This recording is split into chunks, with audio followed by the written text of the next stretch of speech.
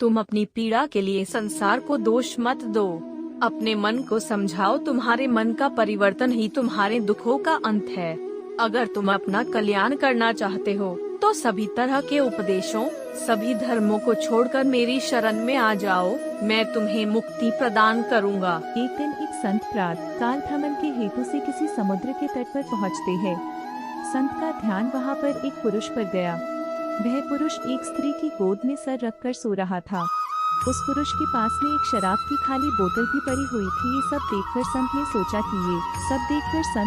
कि ये पुरुष कितना विलासी और तामसिक है, जो कि सुबह सुबह शराब का सेवन करके एक स्त्री की गोद में सर रख के प्रेमालाप कर रहा है। कुछ देर के बाद उस समुद्र से किसी मनुष्य की चिल्लाने की आवाज आने लगी। वो मनुष्य समुद्र में डूब रहा था, इसलिए वो बचाओ बचाओ ऐसे चिल्ला रहा था। उस संत ने ये सब देखा, फिर भी वो कुछ नहीं कर पाया क्योंकि उसे तैरना नहीं आता था। संत बिना कुछ बोले वहीं के वहीं खड़ा रहा और ये सब देखता रहा।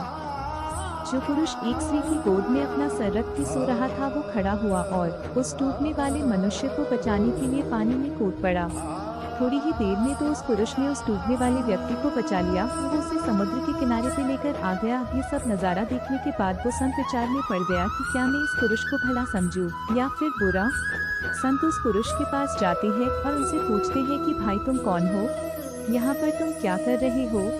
उस पुरुष ने जवाब दिया कि मैं एक मछुआरा हूँ, मैं मछली पकड़ने का काम करता हूँ।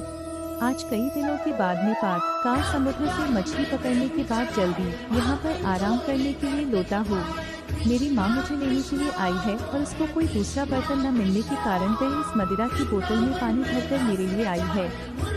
मैं कई दिनों की यात्रा से काफी थक गया था और इस भोर के सुहावने मौसम में ये पानी पीकर अपनी थकान कम करने माँ की गोद में सो गया। ये सब सुनकर संत की आंखें नम हो जाती है।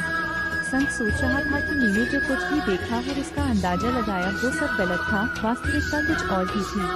उसे अपने आप पर गुस्सा आता है कि मैंने कैसे किसी के बारे में ऐसा घटिया सोचा। इसीलिए हमें किसी भी निर्णय लेने से पहले इसके बारे में 100 बार सोचना चाहिए और अच्छे से सोच समझकर ही फैसला लेना चाहिए, क्योंकि कभी कभी हम फालतू के भ्रम में होते हैं और ऐसे भ्रम में आकर हम गलत फैसला ही कर लेते हैं। मॉरल, हमें जो जैसा दिखता है वैसा होता नहीं है, उसका एक दूसरा पहलू भी हो सकता है, पर कभी कभी हम फालतू के भ्रम में आके गलत सोच लेते हैं। अगर आपको हमारी स्टोरी अच्छी लगी हो तो अपने दोस्तों के साथ भी शेयर कीजिए और कमेंट में जरूर बताइए कि कैसी लगी हमारी स्टोरी। Thank you.